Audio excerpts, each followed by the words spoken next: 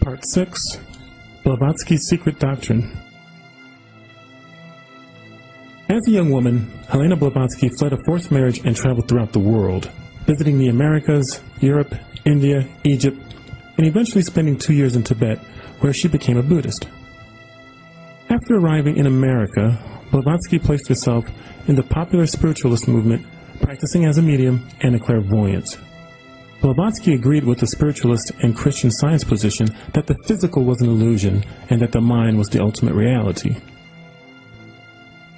In 1875, Blavatsky and Henry Steele Olcott helped found the Theosophical Society, which was conceived as the establishment of the Brotherhood of Humanity, investigating the mystical qualities of life and the psychic powers of the individual. The Theosophists claimed that there existed a secret esoteric teaching that fully explains existence and that only a few spiritual masters have access to. According to Blavatsky, the law of Theosophy is not only wisdom of the gods, it was wisdom possessed by the gods. Nevertheless, how did Blavatsky get access to this godlike wisdom? Blavatsky claimed to be educated in Tibet by beings who called themselves the Masters of Wisdom. Blavatsky said that these masters formed a spiritual hierarchy of cosmic beings who were the guardians of the divine plan. The divine plan was that all of humanity was to attain ascendant master status through ascension.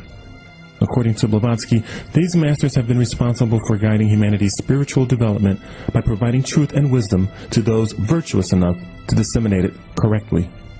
According to the Theosophists, these masters of wisdom, or Mahatmas, were self-realized humans who perfected themselves through reincarnation and spiritual evolution. Blavatsky claimed to be a medium and said that she was in contact with two of these Mahatmas, Moria and Kutumi, who allegedly appeared in astral form to only certain members of the Theosophical Society. These masters dispensed knowledge and information about the workings of the universe to the Theosophists. Part of that knowledge must have been the laws of attraction and repulsion, which we will come to later. In 1881, Blavatsky and the Theosophical Society were embroiled in the Mahatma Letters affair. A series of signed notes began to seemingly appear out of thin air or appearing in odd places, claiming to be written by the Mahatmas Kutumi and Master Moria. When the Society of Psychical Research sent Richard Hodgson to the Theosophical headquarters in Madras to investigate, he reported back to find devices that had been used in fraudulent acts, as confessed by Blavatsky associate Madame Colomb, who said Blavatsky wrote the letters herself.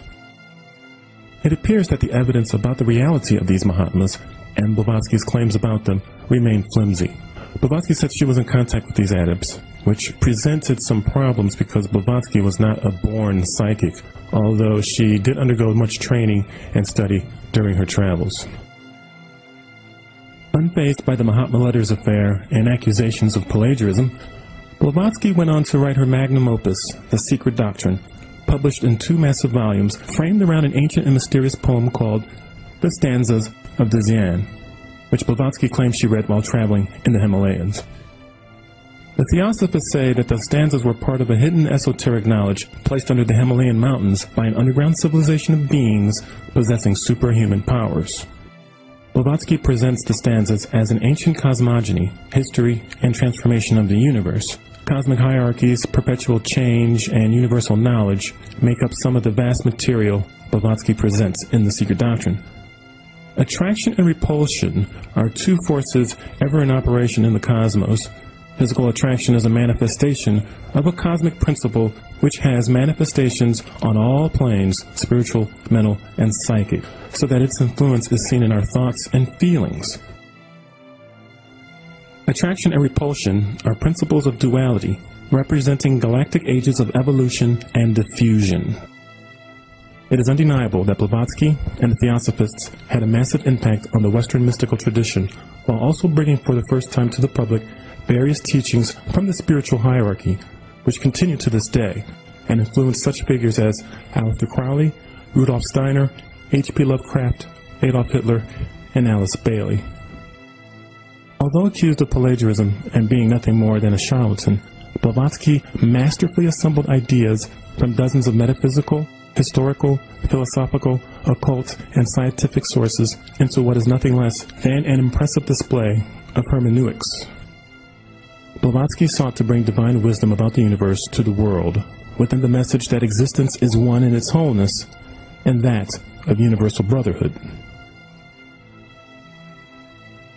Coming up next, the Mind Cure movement.